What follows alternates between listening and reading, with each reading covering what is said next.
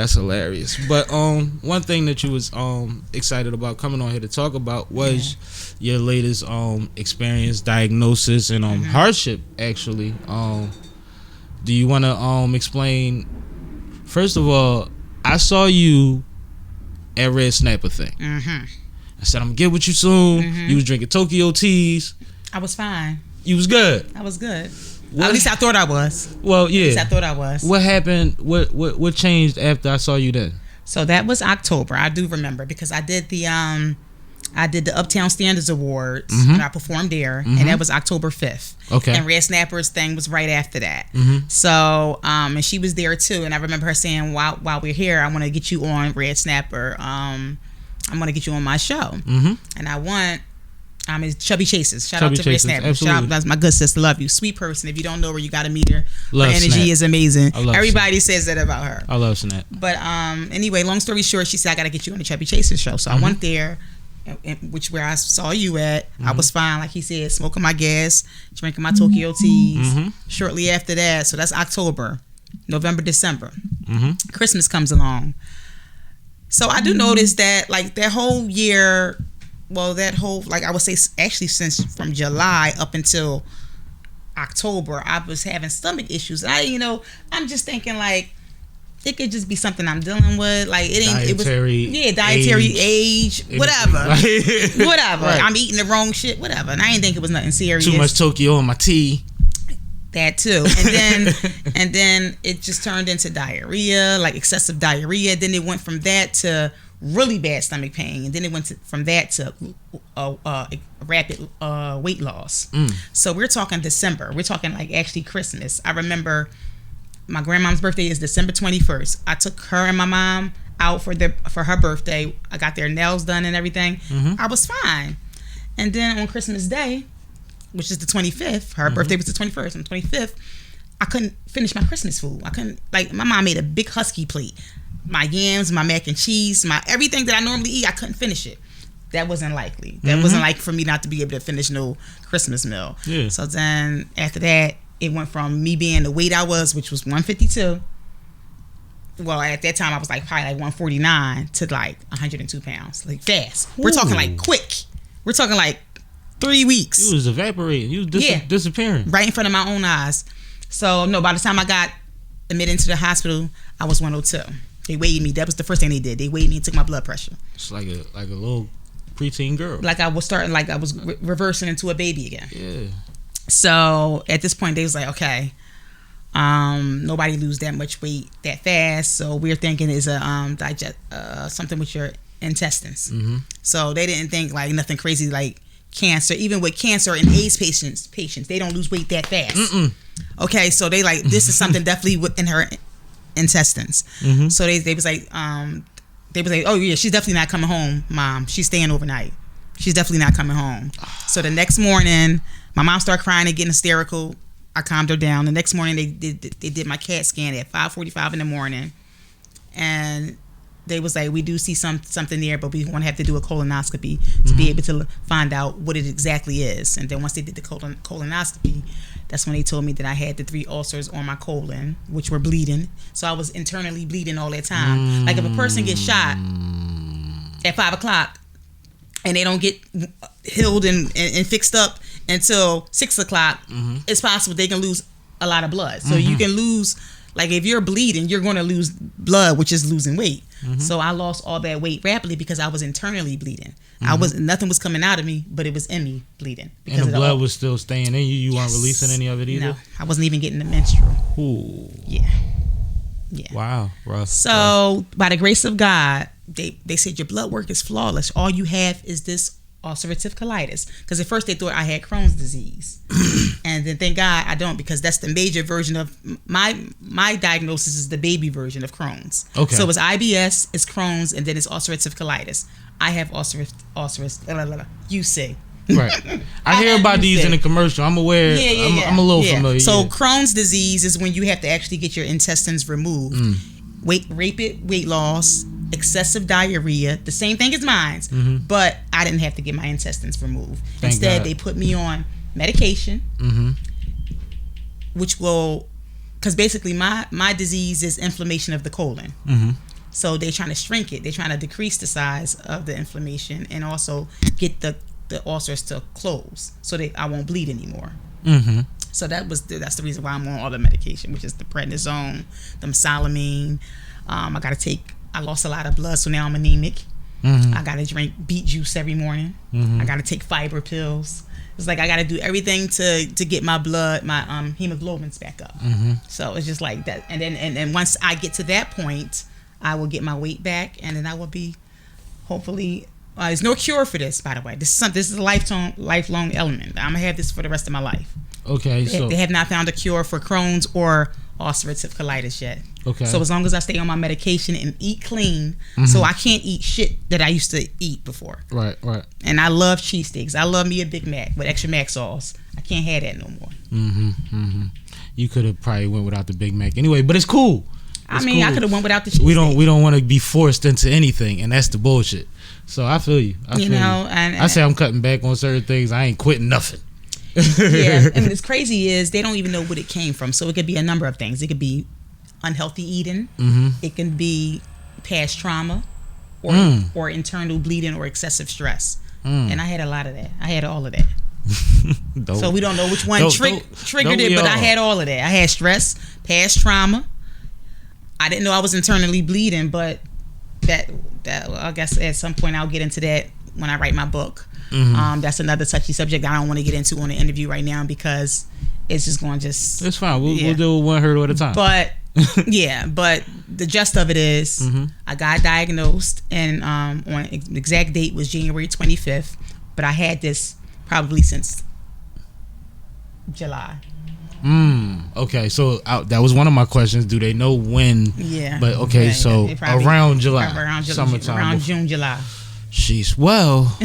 That's when the bleeding started. Right. See, and that's a long time. Just like I'm giving my initial reaction because I got so many questions, but it's like you just said a lot, and I'm glad that you're eloquent and that you have a full understanding of what you're going through because you explained that beautifully. And I know that it's not easy, especially knowing you don't know who's going to see this, but that's part of it is it could help somebody. But that's the main reason why I'm talking about it because somebody could be, why am I losing weight?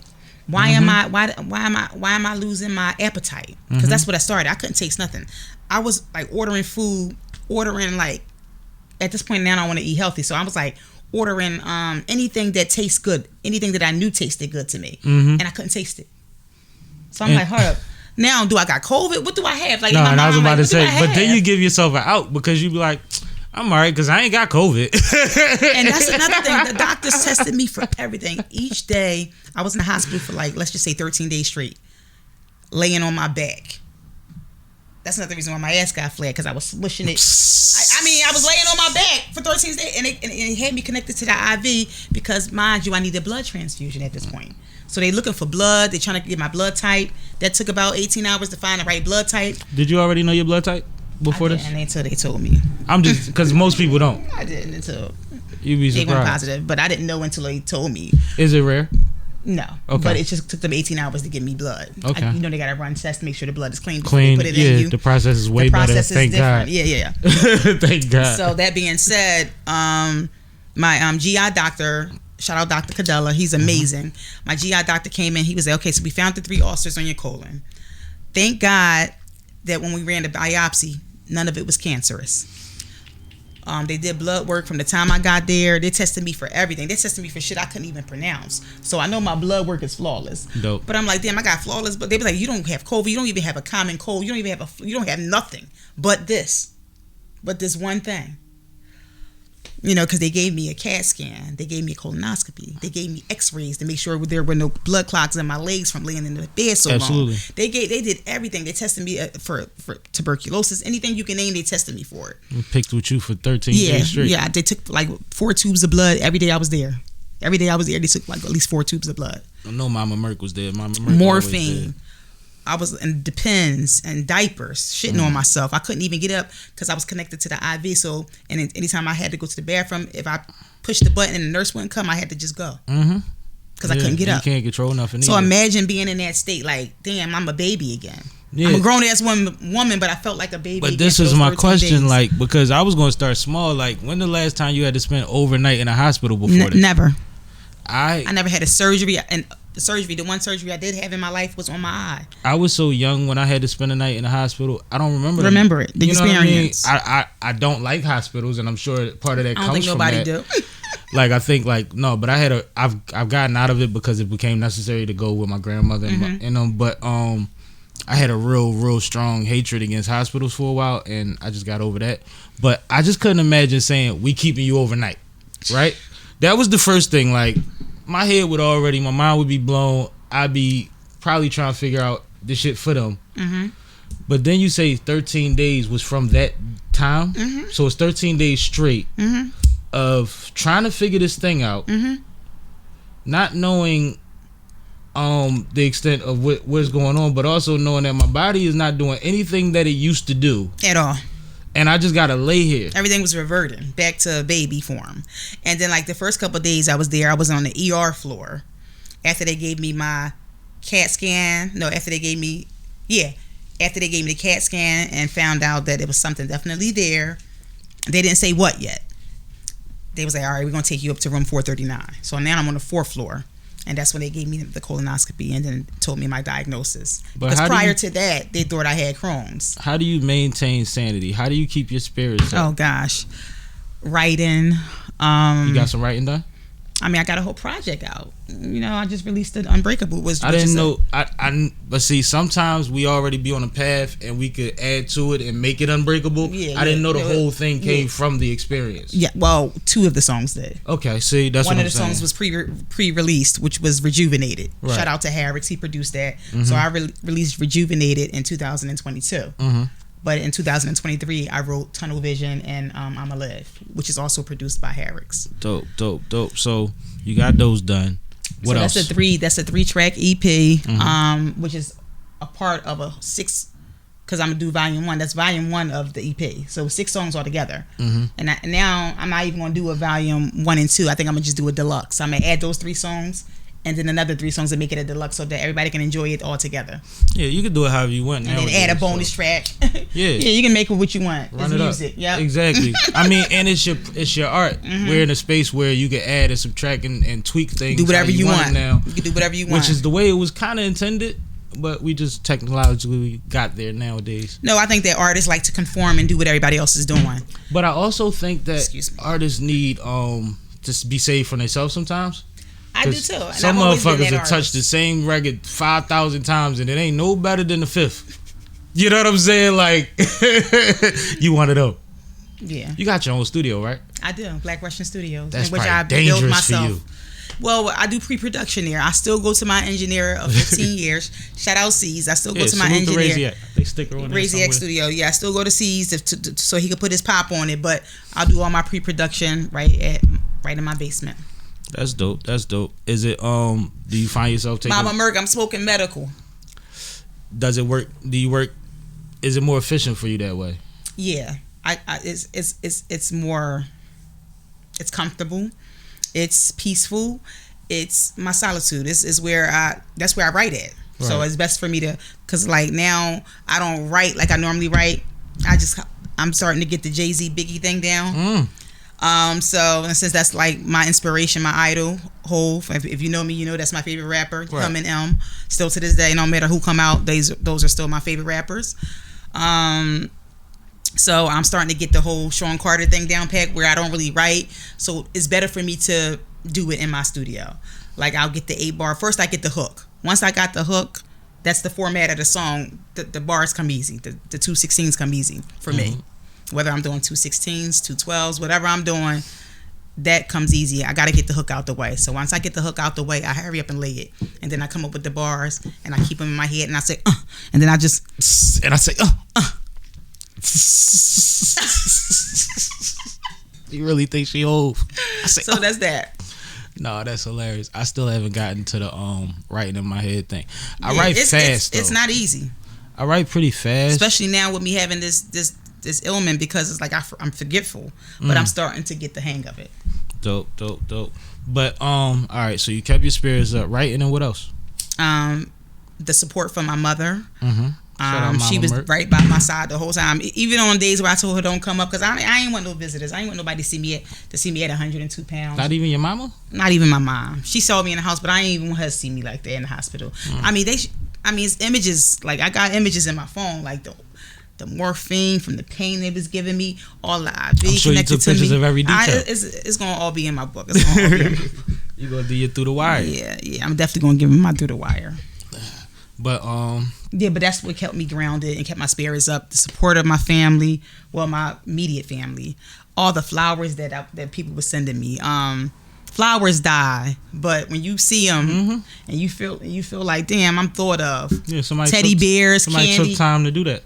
Teddy bears, candy, flower. I'm like, I can't eat the candy because I was sick. Like, once I got discharged, it's February, so now Valentine's Day is February. Once I got discharged, it was in February. So now people sending me candies, and I'm like, I can't eat this no more, guys. But thank you. Cause like, even talking to you now, you've been here for a little bit. Like, you seem like you still in a good place mentally. Oh no, I'm dying inside though. But like, I mean, and that's what I was. You never know it though. That's literally what I was going to ask you. Like, is that the reality? Because, you're a female, so your body went through changes, and you keep referring to the weight.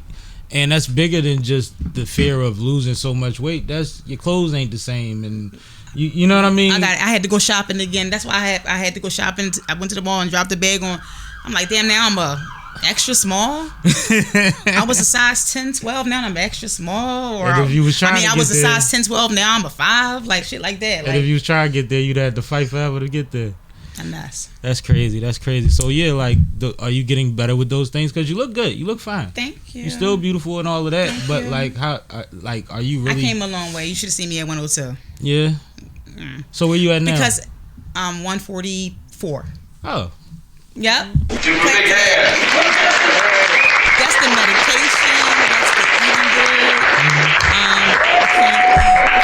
I can't eat salmon, in which I love.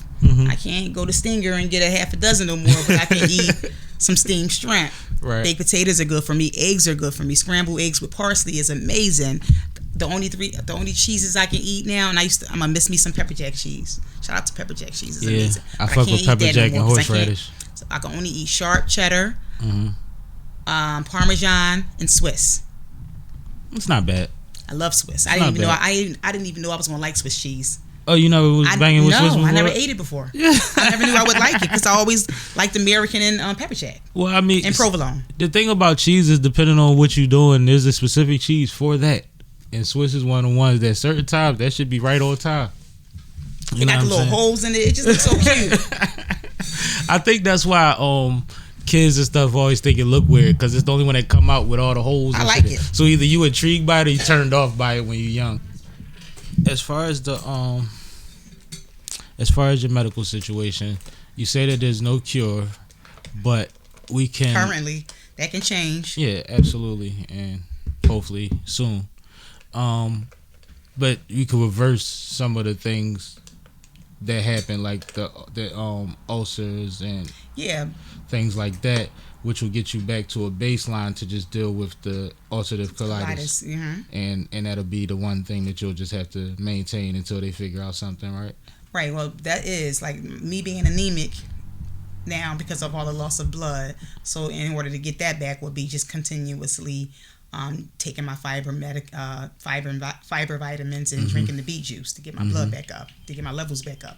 But as in regards to the ulcerative colitis, I'm on 3 different medications, and I take those. I got to take 4 mesalamine pills a day, and then I take 1 prednisone. They tapered me down to 1 a day. Thank God, because the prednisone was making it's a steroid, so it makes my legs and ankles real big, like elephant feet. So I'm glad that I'm tapered down to 1 a day. Okay. I still get swelling in my legs and in my ankles, but not as much as I was getting. Absolutely. At a third, right. And the third one is the one I can't pronounce. Phendolamine. I don't know, but that's something to do with like. Alright, so the mesalamine is to help shrink the ulcers. Okay. The prednisone is to help rebuild my immune system. And the one that begins with the F is something to do with indigestion and also acid reflux. Okay. So right before I'm about to eat something that I know I ain't got no business eating, like I can eat pizza, but I can't eat pizza with sauce. That means I can eat white pizza. White pizza, right? So I might feel like indulging in 4 or 5 slices. I know I ain't supposed to do that. Yeah. So right before I do that, take one of the ones that begins with the F. Right. No, take all one good. of those, pop one of those, and drink some water, and then I'll be fine. I won't go back. Now my thing is having a flare up. When you have a flare up, that's when I know I did something wrong. That's when I know I ate something that was not dairy free. Mm-hmm. Instead of like regular ice cream, I'm gonna miss me some butter pecan, but I can't eat that. I can only eat the dairy free ice cream. So anything that's, and I'm not even lactose intolerant, but I can't eat dairy products anymore. Mm-hmm. So I can drink almond milk. I can't drink regular milk. And if I know I'm about to do that, that's when if I know I've done something wrong in my eating habits, that's when I'll have a flare up. And the flare up consists of excessive pain and back to the diarrhea and possibly weight loss again. So now I'm back inside the hospital again. And we don't want no flare ups. So I've been trying to stay away from, like, I can't smoke regular weed and what they call, this is what my doctor called it, street weed, like weed you can just buy from somebody. That's what they call street weed. I can drink I can smoke medical weed, but I can't drink liquor at all. Like that's out of it. Like I can't even drink wine. I can dig it. But when the ulcers close up, and hopefully they do sooner than later, then I can go, maybe I can like do things in moderation. Like I could probably buy an eighth, or I could probably have me a sip or two. Yeah, I know. But we don't want to do nothing until the ulcers close. So. Yeah, I just wanted to be clear because there was one point earlier and you was on a roll where you had said that there was no cure for the IBS situation, but I mean for the ulcerative colitis situation. I apologize. No, you good. And then you was like, but you could get to a place or whatever, and I was trying to clarify what that meant. Get to a place of being able to sustain it, like live with it, and it not be a thing for you. Like you don't even know you have it. Yeah, so I just wanted to clarify that before we went to the next thing, because one thing is, you haven't been on stage since you've been out the hospital, and right? I can't. That's one thing I can't do. And if somebody got a nice setup for me where they got me a nice pretty ass chair with some fur around it, you know what I mean, a nice platform chair where I can sit down and you bring the mic in front of me and it could be a live band and I can sit down and rap and perform sitting down the entire show, then yeah, by all means, let's do it. But until then, no, I'm not risking it. It's not worth it. Yeah, well, maybe if you feel up to it when we do our next live concert series, which is real controlled and it's a production, it's not, overwhelming. Maybe you could do a couple songs on that, and that's low pressure. You know what I mean? Just to get the new music out there. Right. Might